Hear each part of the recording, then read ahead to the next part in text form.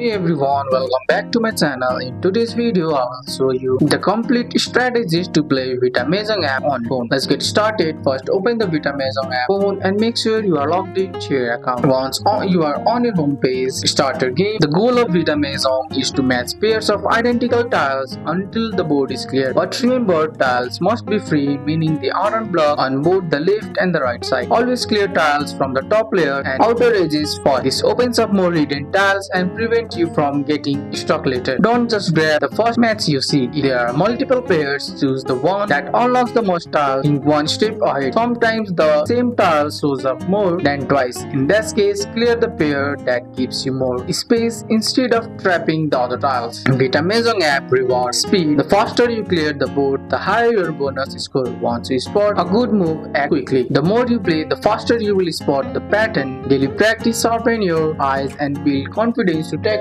harder levels. And that's it. That's the complete strategy. Match free tiles, clear top layers for plan smart and play fast but careful. Following these steps, you will master Vita Mahjong on your phone. That's all for today's video, guys. I hope you guys like this video. If you found this video helpful, drop a like, subscribe for more videos. Thanks for watching. See you in the next one.